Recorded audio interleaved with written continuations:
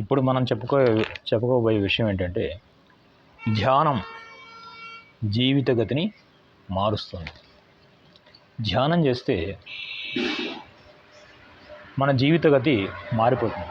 అంటే జీవితంలో ఉన్న లక్ష్యాలు, జీవిత గమనాలు అన్నీ కూడా మారుతాయి. అంటే ధ్యానం చేయటం అనే ఒక ఆలోచనే అది మనకి గొప్ప విజ్ఞానమైన చెప్పుకోవాలి. అంటే మనం ఎంతో విజ్ఞతతో ఆలోచిస్తే కానీ మనం ధ్యానం చేయాలి అనే ఒక ఆలోచన రాదు. అంటే ధ్యానం దేనికోసం చేస్తాం? ఆ ధ్యానం మనశ్శాంతి కోసం చేస్తాం. తర్వాత మనకి ఆ పరమాత్మ మీద ఉన్న ఒక నమ్మకం, ఆయన మనకి దర్శనమిస్తాడని ధ్యానం చేస్తాం. తర్వాత ధ్యానం మీద అనేక అపోహలతో మనకేదో అతీత శక్తులు వచ్చేస్తాయని కొంతమంది అనుకుని చేసేవాళ్ళు కొంతమంది ఉంటారు. అట్లాగే షట్చక్ర అంటే ఈ 6 చక్రాలు కూడా మన దేహంలో ఉన్నాయి. అవి యాక్టివేట్ అయ్యి మనకి వాటి యొక్క ఫలితాలు మనకు కలుగుతాయి. వాటి నుంచి మనం అపారమైన శక్తి లభిస్తుంది, ఆధ్యాత్మిక శక్తి అని చేసేవాళ్ళు కొంతమంది ఉంటారు. అయితే నేను చెప్పేది ఏంటంటే ధ్యానం అనేది ఎటువంటి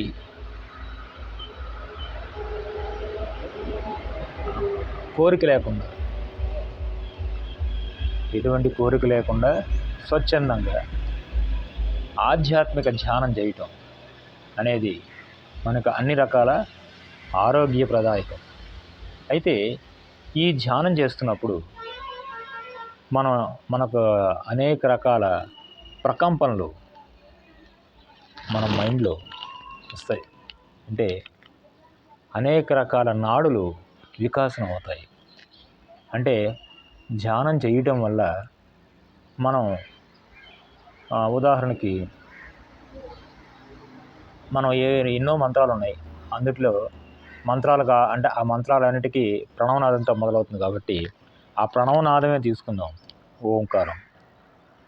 సపోజ్ ఈ ఓంకారాన్ని మనం స్ఫురిస్తున్నప్పుడు, అంటే మననం చేస్తున్నప్పుడు, లేకపోతే దాన్ని చాంటింగ్ చేస్తున్నప్పుడు, అంటే ఓంకారాన్ని మనం పఠిస్తున్నప్పుడు ఎలా ఉంటుంది? ఎలా పలకాలి ఓంకారాన్ని? మామూలుగా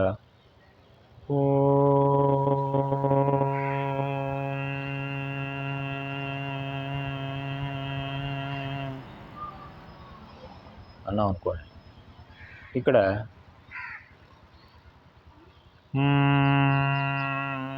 అనేది ఏం చేస్తుంది? అది అంటే ఓ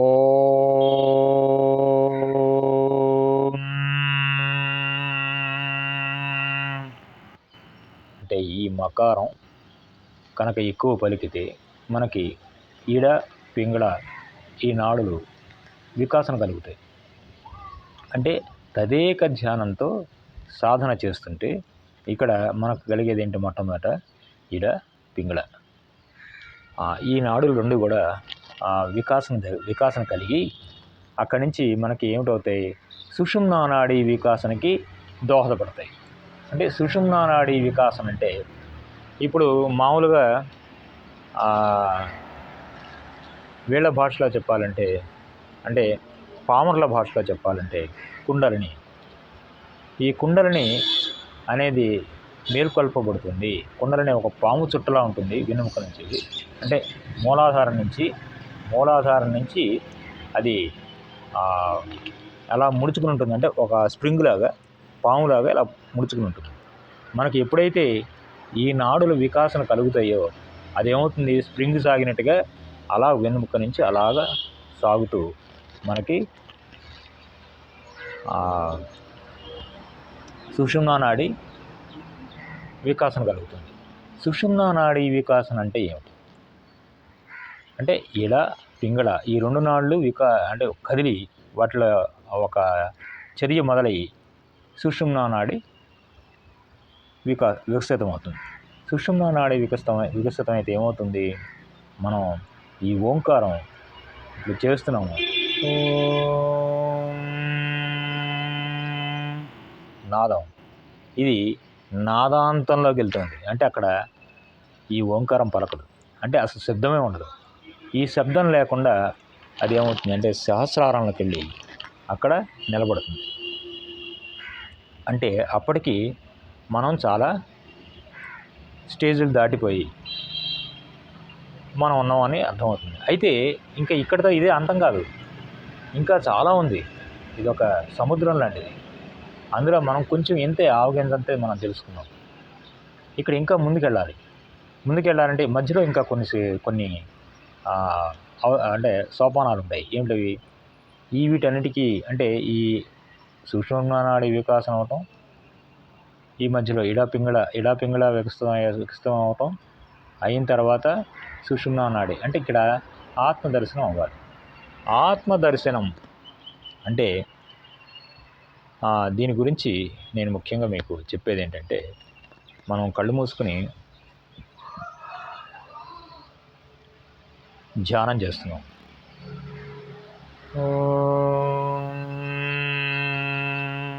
అన్నప్పుడు మనం బాహ్య ప్రపంచాన్ని మర్చిపోయి అంతర ప్రపంచంలో మనం ధ్యానం చేస్తున్నాం. అంటే నీ పక్కనే ఉంది, నువ్వెవరు, లేకపోతే ఇంకా సమస్యలు, లౌకికం అంటే ఏవో డబ్బు పరమైనవి, ఇవన్నీ కూడా మనం పక్కన పెట్టేసి వీటన్నిటికీ అతీతంగా చేసే అలౌకిక ధ్యానం.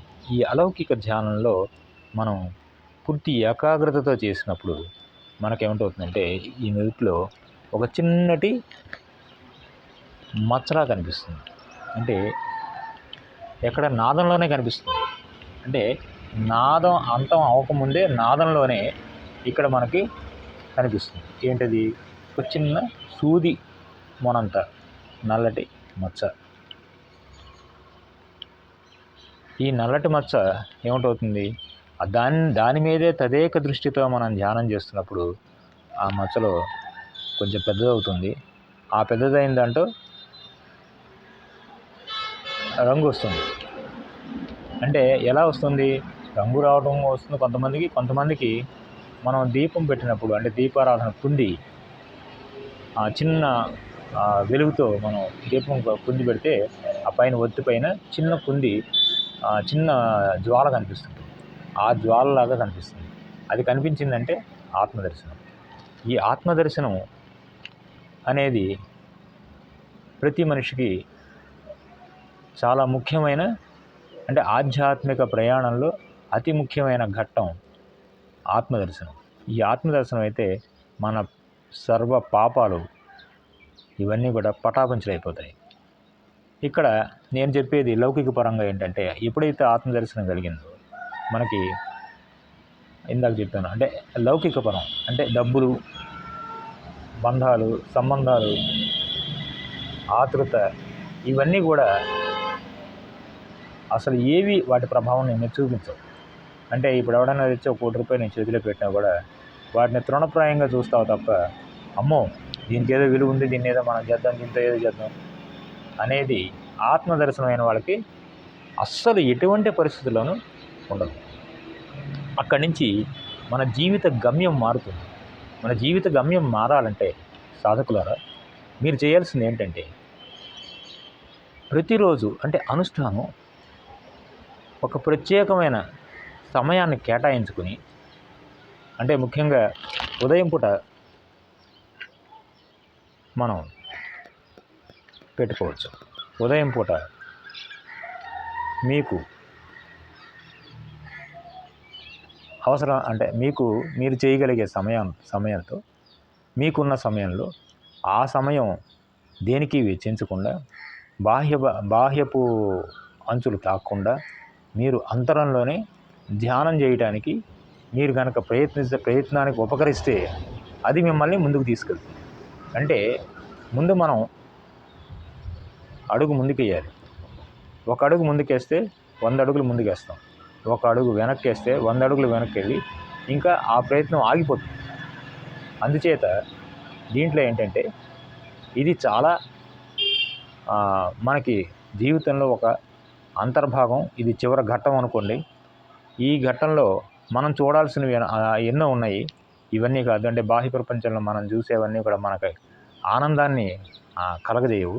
కానీ ఇక్కడ ఆధ్యాత్మిక ప్రపంచంలో మనకు కలిగే ఆత్మదర్శనం, ఆ తర్వాత వాటి నుంచి మనకి కలిగే అనేక అనుభూతులు మనని ఎంతో దూరం ప్రయాణం చేయిస్తాయి.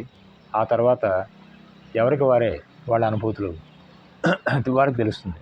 అయితే ఇందులో ఇంకొక ముఖ్యమైన విషయం ఏంటంటే, ఈ అనుభూతులు అనేవి అంటే ధ్యానం ద్వారా కలిగిన అనుభూతులు ఇతరులతో మీరు పంచుకొనరాదు.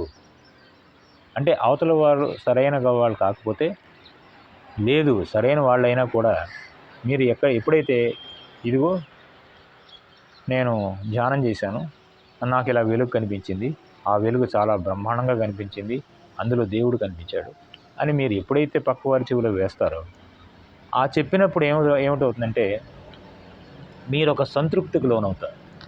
అంటే ఈ సంతృప్తికి లోనవటం వల్ల ఏమవుతుంది, మళ్ళీ తిరిగి మీకు ఆత్మదర్శనం అవ్వదు. అందుచేత ఇది నానుడు ఏంటంటే, మనకి ఈ దైవ రహస్యాలు మనం చెప్పకూడదు, అంటే ఇతరులతో పంచుకొనకూడదు. అది ఎవరికి వాళ్ళే వాటిని గురించి తెలుసుకోవాలి, అది అలా ఉంచుకోవాలి అంతే తప్ప ఇతరులతో మనం పంచుకునే విషయాలు కాదు. అలాగే దైవ పూజా రహస్యం ఇతరులకు చెప్పరాదు. అంటే ఏంటి, నువ్వు ఏ దేవుణ్ణి పూజిస్తున్నావో, ఏ మంత్రం చేస్తున్నావో, ఏం చేస్తున్నావో ప్రతిరోజు, ఇవన్నీ కూడా మీరు ఇతరులతో ఎటువంటి పరిస్థితుల్లోనూ చర్చించకండి. చర్చిస్తే అక్కడ మీకు అనుభూతులు, అనుభవాలు ఇవన్నీ కూడా మొత్తం కూడా ఆగిపోతాయి. ఆ తర్వాత ముందుకెళ్ళదు ఏది.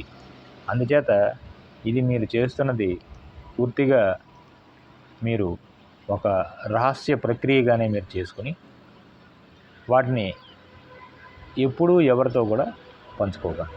ఇది నా సలహా.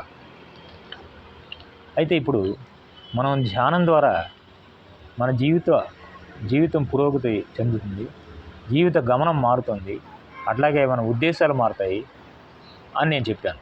అయితే ఎలా మారుతాయి అంటే, మనం ఏదైనా అంటే లౌకిక సమస్యలతో ఉన్నాం, ఈ లౌకిక సమస్యలు అంటే ఇంకా అవి తీరవు, సాధ్యపడవు అని అనుకుంటాం. కానీ తమాషాగా అద్భుతంగా ఏం జరుగుతుందంటే, మనం ధ్యానం చేస్తే అంటే ఆ సమస్య గురించి మనం ఎత్తాం, అంటే అసలు ఏ సమస్య గురించి మనం ఎత్తాం, మనం ఏ స్వార్థం లేకుండా కూడా మనం చేస్తాం. ఈ చేస్తున్నప్పుడు ఏమిటవుతుందంటే, ఆ సమస్య అంటే ఏ సమస్య అయితే నిన్ను వేధిస్తుందో ఆ సమస్య దానికి ఒక పరిష్కార మార్గం దొరుకుతుంది, పరిష్కరించబడుతుంది. లేకపోతే అది పూర్తిగా సమస్య పోతుంది. ఇది ఖచ్చితంగా జరుగుతుంది. అప్పుడు ఏమిటవుతుందంటే, నీ లక్ష్యం అయితే నీ జీవిత గమనం యొక్క లక్ష్యం కూడా మారుతుంది. అలాగే నీ చుట్టూ ఉన్నవాళ్ళు అంటే కొంతమంది విద్రోహులు ఉంటారు. అంటే విద్రోహులు అంటే నీకు చెడు చేసేవాళ్ళు, లేకపోతే నీ వెనకాల గేరు చేసేవాళ్ళు, లేకపోతే నీ అభివృద్ధిని చూసి ఓర్వలేని వాళ్ళు, వాళ్ళంతా కూడా దూరం అవుతారు. ఆ తర్వాత నీలో నీకు ఒక వెలుగు అంటే నీ ముఖంలో ఒక వెలుగు అనేది వస్తుంది.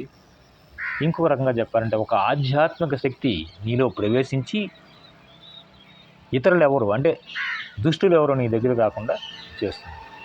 అంటే ఇక్కడ నువ్వు మర్చిపోవాల్సిన విషయం అంటే మర్చిపోకూడని విషయం ఏంటంటే, నువ్వు సన్మార్గంలో నడవాలి. అంటే ఎటువంటి అబద్ధాలు లేకపోతే ఇతరులను బాధ పెట్టడం, చెప్పేది చేసేది ఒకటే అయి ఉండాలి. ఇట్లాగా మనం ఎప్పుడైతే ఈ రకమైన ప్రవర్తనతో మనం ఉంటామో, ధ్యానంలో అనేక మంచి స్టేజ్లు మనం చూస్తాం. అందుచేత మీరు మీ ఆలోచనకు తగ్గట్టుగా మీరు ఏదో ఒక రోజు ఉదయాన్నే అంటే సూర్యోదయంతో మీరు కనుక ధ్యానం మొదలుపెట్టి మీ ఇష్టం వచ్చినంత సమయం, అంటే మరీ ఎక్కువ సమయం నేను చెప్పట్లేదు, మీకు కేటాయించగలిగే సమయం ఓ పావు గంట 10 నిమిషాలు అలాగ మీరు చేయండి. ఆ తర్వాత నెమ్మదిగా అది ఆ ధ్యానం అనేది మిమ్మల్ని ముందుకు తీసుకెళ్తుంది. ఇప్పుడు నేను బాహ్యంలో చెప్తున్నాను, అంటే నేను ఇంకొక విషయం కూడా ఇక్కడ బాహ్య గురువు అంటారు. అంటే బాహ్యంలో మీరు ఎవరి వల్ల అయినా ప్రేరణ పొందితే వాళ్ళు అంటే వాళ్ళ ద్వారా అంటే మంత్రం తీసుకోవడం, లేకపోతే ఇలా చేయండి అలా చేయండి అని చెప్తే వాళ్ళు బాహ్య గురువులు అవుతారు.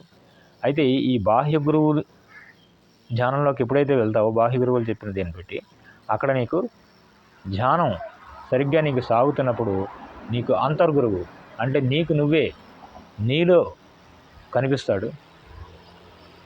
ఆ అంతర్గురువు అనేక అనేక దీన్ని ఏమంటారంటే అనేక సలహాలు. నువ్వు ఎక్కడైనా తప్పు చేస్తే అక్కడ అది తప్పు, ఇలా చేస్తున్నావు అది కాదు, నువ్వు సరిగ్గా ఇలా చెయ్యి, ఇలా ధ్యానం చేస్తున్నావు తప్పు, ఇలా చెయ్యి, అక్కడికి వెళ్ళకు, ఇది చెయ్యి, కళ్ళు మూసుకో, కళ్ళు తెరువు, నీకెందుకు, ఇలాగ అనేక రకాల సలహాలు వస్తాయి నీకు. అంటే అక్కడ అంతర్గురువు నీకు వచ్చాడు. అంతర్గురువు ఎప్పుడైతే వచ్చాడో నువ్వు ధ్యానంలో చాలా అతీతమైన స్టేజ్లోకి వెళ్ళిపోయావు. అందుచేత నేను చెప్పేది ఏంటంటే, ఈ ఛానల్ వీక్షించే వాళ్ళకి ఇందులో ధ్యానం అనేది మనిషి జీవితానికి ఎంతో ప్రగతికి తోడ్పడుతుంది. అంచేత ధ్యానం మీకు మీరే ఏదో ఒక సమయాన్ని సూచించుకొని ఆ సమయానికి అంటే అనుష్ఠానం అన్నాను అంటే ప్రతినిత్యం, అంటే ఒక సాధన అనేది ఒకరోజు చేస్తే ఒకరోజు మానేయకూడదు. ప్రతిరోజు ప్రతినిత్యం నువ్వు చేస్తూ ఉంటే నీకు వీటిలో అనేక రకాల అనుభూతులు, అనేక